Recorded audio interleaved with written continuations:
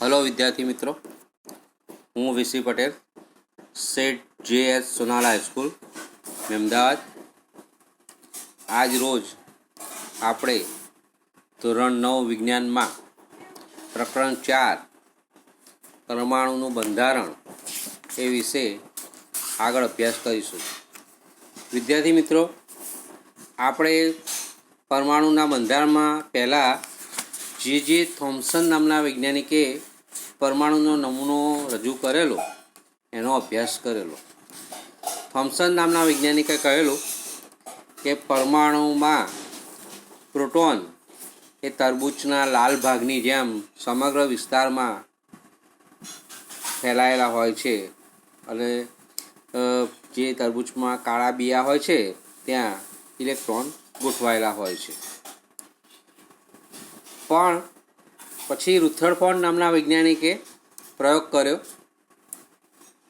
અને એમને સોનાના વરખ ખૂબ પાતળું 1000 પરમાણુ જેટલી જાડાઈ જેટલું જ હતું એની ઉપર આલ્ફા કણનો મારો કર્યો। હવે જો પ્રોટોન બધે જ ફેલાયેલો હોય તો પેલા આલ્ફા કણો આપણે જેમ દિવાલમાં પથ્થર ફેંકીએ અને અથડાઈને પાછા આવે એ રીતે આલ્ફા કણો પાછા આવવા જોઈતા હતા, પરંતુ એમને જોયું કે મોટા ભાગના આલ્ફા કણો એ આરપાર પસાર થઈ જતા હતા। મોટા ભાગના એટલે 12000 કણોને અફાડીએ ન્યુક્લિયસ ઉપર તો એક જ આલ્ફા કણ પાછો આવતો હતો। એટલે જેમ પેલી કાંટાવાળી વાળ હોય, તારની વાળ, અને આપણે પથ્થર ફેંકીએ તો મોટા ભાગના પથ્થર તો આરપાર જતા રહે, ફક્ત કોક જ પથ્થર પાછો પડે। એવી રીતે પરમાણુ આખો પોલો છે અને કેન્દ્રમાં જ બધું ન્યુક્લિયસ સમાયેલું છે, પ્રોટોન અને ઇલેક્ટ્રોન એની આજુબાજુ ફરે છે। એવી રીતે રુથરફોર્ડ નામના વૈજ્ઞાનિકે આપણને માહિતી આપી અને એ ઘણી બધી સાચી પણ છે, પણ એમાં પણ થોડીક ખામીઓ રહી ગઈ છે। તમે જુઓ કે રુથરફોર્ડના પરમાણુ નમૂનાની ખામીઓ પાન નંબર 48 ચોપડીમાં જાઓ। રુથરફોર્ડ પરમાણુના નમૂનાની ખામીઓ તો એવું કહેવાય છે કે વર્તુળાકાર કક્ષામાં ગોળ ગોળ પેલો આપણે એક દોરીને પથ્થરને દોરી બાંધીએ ગોળ ગોળ ફેરવીએ તો એને જે પથ્થરનો ગોળ માર્ગ થાય એને કક્ષા કહેવાય। એટલે વર્તુળાકાર કક્ષામાં ઇલેક્ટ્રોનનું પરિભ્રમણ એટલે ગોળ ગોળ ફરે સ્થાયી હોવાની અપેક્ષા કરી શકીએ નહીં, સ્થાયી હોઈ શકે નહીં એવું કહેવાય, બરાબર। વર્તુળાકાર કક્ષામાં રહેલ કોઈ પણ કણ પ્રવેગિત થાય છે એટલે એના વેગમાં સતત વધારો થાય છે, અથવા તો એની ગતિ તો એની જ રહે છે સ્પીડ, પણ એની દિશા સતત બદલાયા કરે છે। અને જ્યારે એ આવી રીતે દિશા બદલાય ત્યારે તે એટલે પ્રવેગિત થાય ત્યારે એ દરમિયાન વિકિરણ સ્વરૂપે ઉર્જા મુક્ત કરે છે। જેમ સૂર્યમાંથી ઉર્જા આવે છે ને એવી રીતે ઉર્જા મુક્ત કરે છે। ઉર્જા એટલે શક્તિ। હવે આ રીતે આ ગોળ ગોળ ફરતો કણ એટલે કે પરિભ્રમણ કરતો ઇલેક્ટ્રોન એ ઉર્જા ગુમાવે। ઉર્જા ગુમાવે તો પછી એ સ્પીડથી ફરી શકે નહીં। અને ઇલેક્ટ્રોનમાં કેવો વીજભાર છે? ઋણ વીજભાર છે। અને પ્રોટોનનો કેવો વીજભાર છે? ધન। એટલે બંને વચ્ચે આકર્ષણ તો છે જ। હવે આકર્ષણ છે એટલે જન પેલી ઉર્જા ગુમાવે તો શું થાય? એ ઇલેક્ટ્રોન કેન્દ્ર સાથે અથડાય, બરાબર। અને આવું અથડાય તો પરમાણુ અત્યંત અસ્થાયી હોય એટલે પરમાણુનો નાશ થાય। અને પરમાણુનો નાશ થાય તો માનો કે આપણે સોનાના દાગીના કરાયા હોય, બેંકમાં લોકરમાં મૂકીએ હોય અને 6 મહિના પછી જોઈએ તો સોનાના દાગીના અડધા થઈ જાય અથવા પાભાગના થઈ જાય અથવા રહે જ નહીં। આપણું ઘર ના રહે, આપણું શરીર ના રહે, સૂર્ય ચંદ્ર તારાઓ કશું ના રહે, એવું થાય। પણ એવું ખરેખર તો થતું નથી, બરાબર। એટલે રુથરફોર્ડના નમૂનામાં આ બધી ખામીઓ હતી, બરાબર। હવે જુઓ તમે બીજી રીતે સહેજ સમજીએ। એક મોટું તવાકડું લઈએ અને એમાં એક લકોટી આપણે મૂકીએ। હવે તવાકડાને ગોળ ગોળ ફેરવીએ, હવે લકોટી ગોળ ગોળ ચક્કર ફરશે। થોડું વધારે સ્પીડથી ફેરવીએ તો લકોટી મોટું ચક્કર કાપશે, અને બહુ સ્પીડથી ફેરવે તો લકોટી તબાકડાની બહાર આવી જશે. બરાબર.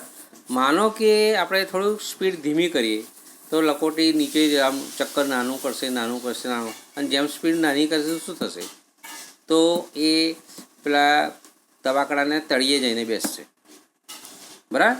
એટલે તબાકડું છે એને આપણે પેલી એની કક્ષા ગણીએ અને પેલી લકોટી છે એને ઇલેક્ટ્રોન ગણીએ, તો લકોટી તબાકડુંનું પેલું આપણે ગોળ ગોળ ફેરવવાનું ઓછું કરી, સ્પીડ ઓછી કરી તો લકોટી નાનું ચક્કર કરતાં છેક નીચે જતી રહે. એવી રીતે પેલો જે ઇલેક્ટ્રોન ગોળ ગોળ ફરે છે એની ઉર્જા ગુમાવે સતત, તેનું ચક્કર નાનું થાય છેલ્લે જઈને ન્યુક્લિયસમાં જઈને પડે. માનો કે આપણી પૃથ્વી છે એ સૂર્યની આજુબાજુ ગોળ ગોળ ફરે છે, પરિભ્રમણ કરે. આ પૃથ્વીની ગતિ ઓછી થાય તો સૂર્યના ગુરુત્વાકર્ષણ બળના લીધે થઈને પૃથ્વી સૂર્ય તરફ સરકતી જાય, એનું વર્તુળ નાનું થાય. તો જેમ વર્તુળ નાનું થાય એમ સૂર્યનું ગુરુત્વાકર્ષણ બળ વધે, અંદર ઘટે એટલે બળ વધે, અને વધારે અંતર, અને એક ટાઈમ એવું થાય કે પૃથ્વી સૂર્યમાં જઈને પડે. અથડાય એવું ના કહેવાય હો, કારણ કે પૃથ્વી કરતાં સૂર્ય 14 લાખ ગણો મોટો છે. એમ ઘઉંની બોરી હોય 5 મણની, એમાંથી ઘઉંનો એક દાણો છૂટો પડી ગયો હોય અને ઘઉંનો દાણો આપણે બોરીમાં નાખીએ તો શું કહેવાય? ઘઉંનો દાણો બોરીમાં નાખ્યો એમ કહેવાય. ઘઉંનો દાણો અને બોરી અથડે એવું કહેવાય? ના કહેવાય. એટલે પૃથ્વી સૂર્યમાં જઈને પડે એવું કહેવાય. બરાબર. કહેવાનો મતલબ કે પેલો જે આ આપણે રુથરફર્ડ નામના વૈજ્ઞાનિકે જે કહ્યું કે પરમાણુ ગોળ ગોળ ફરે છે, તો સાવ ખોટું નહોતું, પણ થોડીક એમાં તકલીફ હતી. તો એટલાને થોડુંક ખામી હતી. ખામી એટલે નાનકડી ભૂલ, આખી ભૂલ નહીં પણ થોડીક ભૂલ. તો એ ભૂલ ત્યાર પછીના વૈજ્ઞાનિક નિલ્સ બોર હતા, એમને સુધારી. જો આ બધા વૈજ્ઞાનિકો ખોટા નહોતા. એમના વખતમાં જે સાધનો હાજર હતા એટલે કે ઉપલબ્ધ હતા એનાથી, અને જેટલી શોધ થઈ હતી એના આધારે એમને પરમાણુને ધીમે ધીમે ઓળખ્યો. પહેલાં તો પરમાણુ અવિભાજ્ય છે એવું ડાલ્ટન નામના વૈજ્ઞાનિકે કહ્યું. એમાંથી પછી આગળ આવ્યું કે ભાઈ પરમાણુ અવિભાજ્ય નહીં, એમાં તો ધન વીજભાર હોય છે અને ઋણ વીજભાર હોય છે અને છૂટવું પડે છે, એવું આવ્યું. ત્યાં પછી થોમ્સન નામના વૈજ્ઞાનિક કહ્યું કે આ રીતે ગોઠવાયેલો છે. પછી રુથરફોર્ડે કહ્યું કે ના ભાઈ એમને બધા પ્રોટોન વચ્ચે છે અને ઇલેક્ટ્રોન આજુબાજુ ફરે છે. ત્યાર પછી નિલ્સ બોર આવ્યા. બરાબર. નિલ્સ બોરે એટલે એક જાતની પહેલાં સંકલ્પના ઊભી થાય, ધારણા ઊભી થાય, પછી એને ચકાસણીઓ કરવામાં આવે, અને ચકાસણીમાં જો એ ખરું ઉતરે તો પછી એને આગળ માન્યતા આપવામાં આવે, અને ચકાસણીમાં ખરું ના ઉતરે, એની પરીક્ષામાં પાસ ના થાય તો એ ધારણાને ખોટી કરી અને બીજી જે શક્યતાઓ હોય એ શક્યતાઓ તરફ આગળ વધાય. માનો કે આપણે પેટમાં દુખતું હોય તો આપણને ડૉક્ટર જોડે કહીએ તો ડૉક્ટરે કે ભાઈ કશું ખાધું હતું આડું અવડું, બરાબર, તો ફૂડ પોઈઝન હોઈ શકે, બરાબર, અથવા તો કંઈક આંતરડામાં સોજો હોઈ શકે, બીજી રીતે જોઈએ તો, અથવા તો પથરી હોઈ શકે, અથવા બીજું પણ કંઈ હોઈ શકે. એટલે ડૉક્ટર જોડે જઈએ એટલે ડૉક્ટર નિદાન કરે એ પ્રમાણે. ડૉક્ટર તો બધું ભણેલા, આખું શરીરશાસ્ત્ર ભણેલા હોય એટલે 2 મિનિટમાં એમને ખબર પડી જાય કે શું થયું હતું. પણ આ તો અજાણે જે વસ્તુ હજુ શોધાઈ જ નથી એના વિશે ધારણા કરવાની છે, એટલે ધીમે ધીમે ધારણા કરી શકાય. એટલે હવે આપણે બોર્સ નામના વૈજ્ઞાનિક છે એમનો પરમાણુ નમૂનો જોઈએ. જો રુથરફોર્ડે રજૂ કરે પરમાણુ નમૂનાના વિરોધમાં અનેક સમસ્યાઓ એટલે કે વાંધા ઉઠવા પામ્યા એમ. બરાબર છે કે ભાઈ આમાં તો આ તકલીફ છે, આમાં તો આ તકલીફ છે એમ. જેને દૂર કરવા નિલ્સ બોરે પરમાણુ બંધારણ વિશે નીચે દર્શાવેલ અભિધારણાઓ રજૂ કરી. અભિધારણાઓ એટલે ધારણા કે આવું હશે, આવું હશે, ભાઈ માની નહીં લેવાનું, એના પ્રયોગો કરવાના અને સાચા છે ખોટા એમ નક્કી કરવાનું, પછી એને નિયમ તરીકે સ્વીકારાય. પહેલાં તો ધારણા કરવાની, એને વિજ્ઞાનની ભાષામાં અભિધારણા કહેવાય. તો કે ભાઈ પહેલી જ અભિધારણા, ઇલેક્ટ્રોનની સ્વતંત્ર કક્ષાઓ તરીકે ઓળખાતી અમુક ચોક્કસ કક્ષાઓ જ પરમાણુમાં માન્ય કક્ષાઓ ગણાય છે. એટલે ઇલેક્ટ્રોનની સ્વતંત્રતા એટલે ન્યુક્લિયસથી ઇલેક્ટ્રોન અમુક જ અંતરે ફરી શકે એવું નહીં. ઇલેક્ટ્રોનના મન ફાવે ત્યાં ફરે.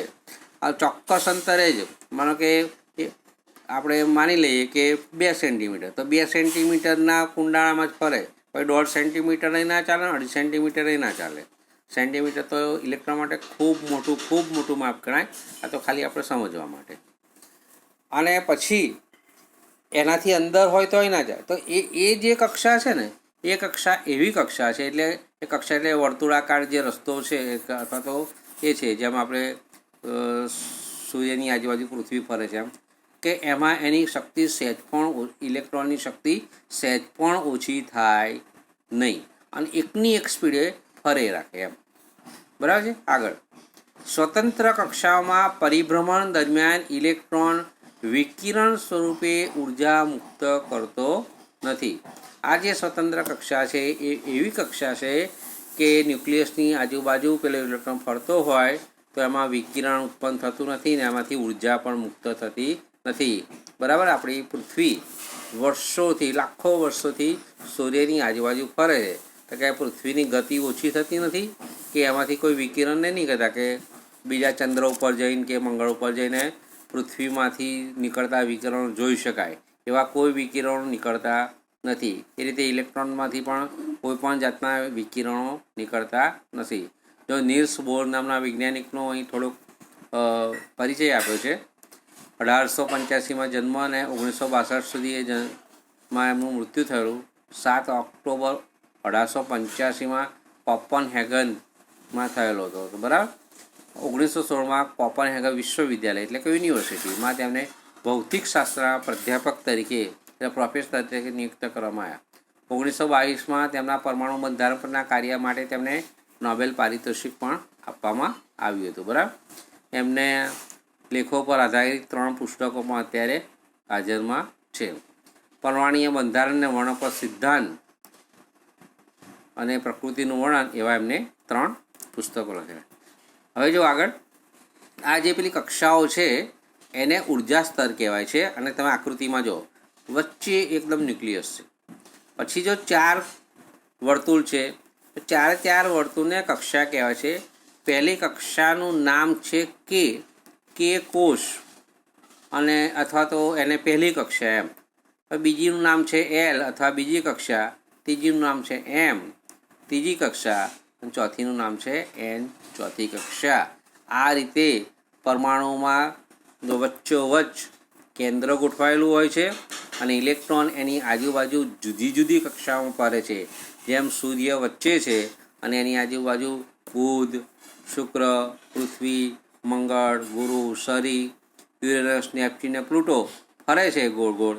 એવી રીતે પરમાણુમાં કેન્દ્ર વચ્ચે હોય છે અને એની આજુબાજુ ઇલેક્ટ્રોન જુદી જુદી કક્ષાઓમાં ફરતા હોય છે.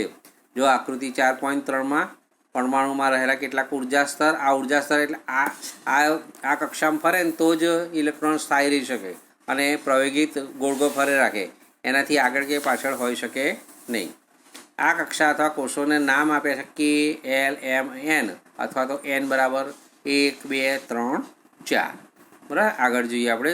જો થોડાક પ્રશ્નો છે એ તમારે જોવાના છે. જો થોમ્સનના પરમાણુના નમૂનાના આધારે સમજાવો કે પરમાણુ સમગ્રતયા તટસ્થ છે, એટલે કે એમાં ઇલેક્ટ્રોન અને પ્રોટોનની સંખ્યા સરખી હોય છે.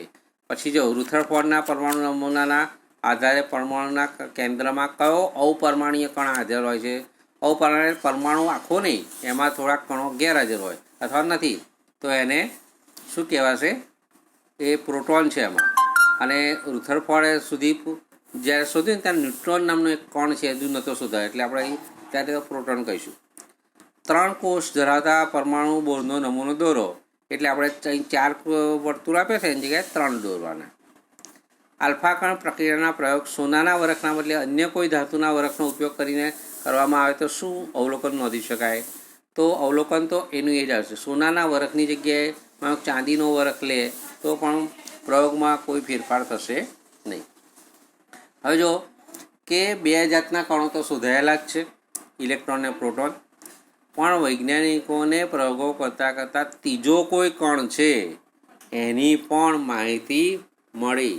હવે આ ત્રીજો કણ છે ને એક વત્તાવાળો હતો એને પ્લસ કહ્યું અને એનું નામ આપ્યું પ્રોટોન. એક ઓછાવાળો હતો એને માઇનસ કહ્યું અને એનું નામ આપ્યું ઇલેક્ટ્રોન. હવે આનું શું? આ તો વત્તાવાળો નથી, ઓછાવાળો નથી, તો એ ન્યુટ્રલ છે એટલે એનું નામ પાડ્યું ન્યુટ્રોન. ઈસવીસન 1932માં જે ચેડવિકે અન્ય અવપરમાણુય કણની શોધ કરી. અવપરમાણુ એટલે પરમાણુનો અમુક ભાગ, અને એ વીજભાર વિહીન હતો, એટલે કે વત્તા વીજભાર કે ઓછા વીજભાર હતો નહીં, વીજભાર હતો જ નહીં એમ, પણ એનું દળ છે એ લગભગ પ્રોટોનના દળ જેટલું થતું. આખરે એનું નામ એટલે ન્યુટ્રલ છે, નથી પ્લસ નથી માઇનસ, એટલે એનું નામ ન્યુટ્રોન આપ્યું. ન્યુટ્રોન પરમાણુના કેન્દ્રમાં આવેલા હોય છે, સિવાય કે હાઇડ્રોજન નામનું એક તત્વ એવું છે કે જેમાં ન્યુટ્રોન હોતા નથી. અને સામાન્ય રીતે ન્યુટ્રોનને નાનો એન, એબીસીડીનો અક્ષર એન, બીજી એબીસીડીનો એ સંજ્ઞાથી દર્શાવે છે. પ્રોટોનને પી અને ઇલેક્ટ્રોનને ઈ. બધા એબીસીડીના બીજા અક્ષર છે. પી એટલે પ્રોટોન, ઈ એટલે ઇલેક્ટ્રોન અને એન એટલે ન્યુટ્રોન. તેથી પરમાણુનું દળ તેના કેન્દ્રમાં રહેલા પ્રોટોન અને ન્યુટ્રોનના દળોના સરવાળા દ્વારા થાય છે. ઇલેક્ટ્રોનનું દળ બહુ ઓછું છે, પ્રોટોન કરતાં 2000 ઘણું ઓછું, એટલે કે 2000 ઇલેક્ટ્રોન ભેગા કરીને ત્યાં એક પ્રોટોન જેટલું થાય. એટલે જ્યારે દળ ગણવામાં આવે, આપણી વ્યવહારની વાતચીતની ભાષામાં આપણે વજન કહીએ છીએ ને, તો ઇલેક્ટ્રોનનું દળ ના ગણીએ તોય ચાલે, પણ પ્રોટોન અને ન્યુટ્રોન તો લગભગ સરખા છે, એટલે એનું દળ ગણવું પડે અને કેન્દ્રમાં હોય છે. ન્યુટ્રોન પણ પ્રોટોનની જોડે કેન્દ્રમાં હોય છે. હવે આગળ જો, વિવિધ કક્ષાઓમાં કે કોષોમાં ઇલેક્ટ્રોન કેવી રીતે વહેંચાય છે, બરાબર? તો જો, પરમાણુની વિભિન્ન કક્ષાઓમાં, વિભિન્ન એટલે જુદી જુદી, ઇલેક્ટ્રોનની વહેંચણી બોર્સ અને બરી, બે વૈજ્ઞાનિકો, બોર્સ નીલ્સ બોર તો ખરા, પણ બીજા પણ વૈજ્ઞાનિક બરી, એ બંને વૈજ્ઞાનિકોએ સૂચવી છે. જો, જુદા જુદા ઉર્જા સ્તરો અથવા કોષોમાં ઇલેક્ટ્રોનની સંખ્યા દર્શાવવા માટે નીચે મુજબના નિયમો અનુસરવામાં આવે છે. 1. કક્ષામાં હાજર રહેલા ઇલેક્ટ્રોનની મહત્તમ સંખ્યા 2n² સૂત્ર દ્વારા દર્શાવવામાં આવે છે. જ્યાં n બરાબર પહેલી કક્ષા હોય તો 1 મૂકવાનું, બીજી કક્ષા હોય તો 2 મૂકવાના, ત્રીજી કક્ષા હોય તો 3 મૂકવાના, ચોથી કક્ષા હોય તો 4 મૂકવાના, બરાબર છે? એવી રીતે 2n² એવી રીતે મૂકવામાં આવે છે. અને એ છે ઉર્જા સ્તરના ક્રમ 1, 2, 3, બરાબર? હવે પાન નંબર 50 ઉપર જુઓ તમે, તો જો ઉર્જા સ્તરનો ક્રમ 1, 2, 3 વગેરે છે. આમ જુદી જુદી કક્ષાઓમાં રહેલા ઇલેક્ટ્રોનની મહત્તમ સંખ્યા નીચે મુજબ દર્શાવી શકાય. માનો કે પહેલી ન્યુક્લિયસ છે, પ્રોટોન અને ન્યુટ્રોનવાળું, તો એમાં પહેલી કક્ષા છે, તેમાં કેટલા ઇલેક્ટ્રોનો છે? તો એનું નામ છે કે, બરાબર? હવે સૂત્ર શું છે? 2n². એની જગ્યાએ આપણે શું મૂકવાનું? 1. તો 1નો વર્ગ કેટલો થાય? 1. એટલે 2 × 1 એટલે 2. એટલે પહેલી કક્ષામાં કેટલા ઇલેક્ટ્રોન હશે? તો પહેલી કક્ષામાં કુલ 2 ઇલેક્ટ્રોન હશે. દરેક વખતે 2 એવું નહીં, 1 પણ હોઈ શકે, બરાબર? હાઇડ્રોજન જોડે 1 જ છે ઇલેક્ટ્રોન, એટલે 1 ઇલેક્ટ્રોન. પણ હિલિયમ આવે એના પછીનું, તો એમાં 2 ઇલેક્ટ્રોન હશે, વધુમાં વધુ 2. જો ત્રીજો ઇલેક્ટ્રોન આવે તો પહેલી કક્ષામાં સમાશે નહીં, એટલે એના બીજા નંબરની કક્ષામાં જવું પડશે. એટલે જો બીજી કક્ષા છે એમાં કેટલા ઇલેક્ટ્રોન હોય? તો એનું નામ છે એલ કોષ, એમાં 2. હવે એન જે લખ્યો છે ને ત્યાં મૂકવાના 2, એટલે 2નો વર્ગ એ થાય 4, 4 × 2 બરાબર 8. એટલે બીજી કક્ષામાં કુલ 8 ઇલેક્ટ્રોન આવશે. એટલે જો પહેલો ને બીજો કક્ષા ઇલેક્ટ્રોન પહેલી કક્ષામાં, 3, 4, 5, 6, 7, 8, 9, 10, એ 3 થી 10 સુધીના 8 ઇલેક્ટ્રોન બીજી કક્ષામાં આવશે. ત્યાર પછી ત્રીજી કક્ષા એટલે થતો એમ કોષ, એટલે એમ કોષમાં કેટલા ઇલેક્ટ્રોન હશે? તો 2 × nની જગ્યાએ મૂકવાના 3, 3નો વર્ગ થાય 9, અને 9 × 2 બરાબર 18, બરાબર છે? એટલે 18 ઇલેક્ટ્રોન આવશે. એટલે જો પહેલી કક્ષામાં 2, બીજીમાં 8 એટલે 10, એટલે 11 થી માંડીને, બરાબર, 10 ને 18 કેટલા થાય? 28. 28 નંબરના બધા જ ઇલેક્ટ્રોન કઈ કક્ષામાં આવશે? તો ત્રીજી કક્ષામાં આવશે। એ જ રીતે ચોથી કક્ષા એટલે એન કોષ, એમાં 2, એનની જગ્યાએ 4 એટલે 4નો વર્ગ 16 અને 16 ગુણ્યા 2 એટલે 32 ઇલેક્ટ્રોન થશે, બરાબર। એવી રીતે પછી આગળ માનો 5મી કક્ષા હોય તો 5નો વર્ગ 25 ગુણ્યા 2 એટલે 50 ઇલેક્ટ્રોન ગોઠવાય। આ રીતે ગોઠવી શકાય છે। બીજો નિયમ એમને આપ્યો છે, સૌથી બહારની કક્ષામાં મહત્તમ 8 ઇલેક્ટ્રોન સમાવી શકાય છે। છેલ્લામાં છેલ્લી જે ઇલેક્ટ્રોન કક્ષા હોય ને એમાં 8 ઇલેક્ટ્રોન હોય। ત્યાર પછી આગળ પરમાણુની આપેલી કક્ષામાં ત્યાં સુધી ઇલેક્ટ્રોન નહીં ભરાય ત્યાં સુધી તેની અંદરની કક્ષાઓ ઇલેક્ટ્રોનથી સંપૂર્ણપણે ભરાઈ ના જાય। તેનાથી સ્પષ્ટ થાય છે કે કક્ષાઓ તબક્કાવાર ભરાય છે। એટલે માનો કે પહેલો ઇલેક્ટ્રોન આવ્યો એટલે એવું નહીં કે ગમે પહેલી, બીજી, ત્રીજી, ચોથી, પાંચમી કોઈ પણ કક્ષામાં ભરાય, એવું નહીં। પહેલા ઇલેક્ટ્રોનને ફરજિયાત પહેલી કક્ષામાં જ ભરાવવું પડે। બીજો ઇલેક્ટ્રોન આવે, ચલો પહેલી કક્ષામાં કેટલા છે ઇલેક્ટ્રોન ભરાય છે તો 2, તો બીજો ઇલેક્ટ્રોનને પહેલી કક્ષામાં જ જવું પડે। એમાં એમની મરજી ના ચાલે કે મારે તો બીજી કક્ષામાં રહેવું છે, ત્રીજી કક્ષામાં રહેવું છે। એટલે પહેલા નંબરનો ઇલેક્ટ્રોન, બીજા નંબરનો ઇલેક્ટ્રોન બંને પહેલી કક્ષામાં જ હોય। ત્રીજા નંબરનો ઇલેક્ટ્રોન આવે એટલે પહેલીમાં તો ભરાઈ ગઈ એટલે બીજી કક્ષામાં આવે, પછી ચોથા નંબરનો પણ બીજી કક્ષામાં, 5મો, 6ઠો, 7મો, 8મો, 9મો, 10મો આ બધા જ બીજી કક્ષામાં આવે। 11થી માંડીને બીજા 18 એટલે 28 સુધીના બધા જ ઇલેક્ટ્રોન ત્રીજી કક્ષામાં આવે અને નંબરથી જ ભરાય અને પહેલી કક્ષા પૂરેપૂરી ભરાય પછી જ બીજી કક્ષા ભરાય, બીજી કક્ષા પૂરેપૂરી ભરાય પછી જ ત્રીજી કક્ષા ભરાય, ત્રીજી કક્ષા પૂરેપૂરી ભરાય પછી જ ચોથી કક્ષા ભરાય। અહીં નીચે જો પ્રથમ 18 તત્વોના પરમાણુય બંધારણ યોજનાબદ્ધ રીતે આકૃતિ 4.4માં બતાવે છે। જો પહેલું તત્વ છે H, બરાબર, વચ્ચે ન્યુક્લિયસ અને પેલા કુંડાળામાં 1 ઇલેક્ટ્રોન છે, બરાબર। હવે સામે જતા છે તો બીજું તત્વ છે હિલિયમ, વચ્ચે ન્યુક્લિયસ ને એમાં પહેલી કક્ષામાં 2 ઇલેક્ટ્રોન બતાવે છે। પછી જો ત્રીજું તત્વ, ત્રીજા નંબરનું તત્વ લિથિયમ, વચ્ચે ન્યુક્લિયસ, પહેલા વર્તુળમાં 2 ઇલેક્ટ્રોન 2 ટપકા બતાવે છે અને બીજા વર્તુળમાં 1 ઇલેક્ટ્રોન। બેરિલિયમ જો એ જ રીતે બીજા પહેલું વર્તુળ હવે પૂરું જ થઈ ગયું, એમાં 2 જ ઇલેક્ટ્રોન સમાય, બરાબર। એટલે બીજા વર્તુળમાં 2 ઇલેક્ટ્રોન બેરિલિયમમાં, પછી boron 3 electron, carbon 4 electron, nitrogen 5 electron, oxygen 6 electron, fluorine 7 electron અને નિયોન 8 ઇલેક્ટ્રોન। હવે જો બીજી કક્ષા પૂરેપૂરી ભરાઈ ગઈ, પહેલી એ ભરાઈ ગઈ, બીજી ભરાઈ ગઈ। હવે 11મા નંબરનો ઇલેક્ટ્રોન આવે તો ક્યાં જશે તો એ જશે ત્રીજી કક્ષામાં અને તત્વનું નામ છે સોડિયમ। જો પહેલી વચ્ચે સૌથી વચ્ચે ન્યુક્લિયસ, પછી પહેલી કક્ષામાં 2 ઇલેક્ટ્રોન, બીજી કક્ષામાં 8 ઇલેક્ટ્રોન, પછી સોડિયમની ત્રીજા નંબરની કક્ષા 1 જ ઇલેક્ટ્રોન છે એટલે 1 ટપકું બતાવ્યું છે, બરાબર। પછી મેગ્નેશિયમ 2 ઇલેક્ટ્રોન, એમાં ત્રીજી કક્ષામાં 2 ઇલેક્ટ્રોન, એલ્યુમિનિયમ ત્રીજી કક્ષામાં 3 ઇલેક્ટ્રોન, સિલિકોન ત્રીજી કક્ષામાં 4 ઇલેક્ટ્રોન, ફોસ્ફરસ ત્રીજી કક્ષામાં 5 ઇલેક્ટ્રોન, સલ્ફર ત્રીજી કક્ષામાં 6 ઇલેક્ટ્રોન, ક્લોરિન ત્રીજી કક્ષામાં 7 ઇલેક્ટ્રોન અને આર્ગોન ત્રીજી કક્ષામાં 8 ઇલેક્ટ્રોન, બરાબર। આ ત્રીજી કક્ષા પણ ભરાઈ ગઈ છે। વિદ્યાર્થી મિત્રો, આજે આપણે આટલે સુધી જોઈશું, ફરીથી પણ આપણે અભ્યાસ ચાલુ રાખીશું। તમે વિડીયો જોતા રહેજો। Okay, thank you.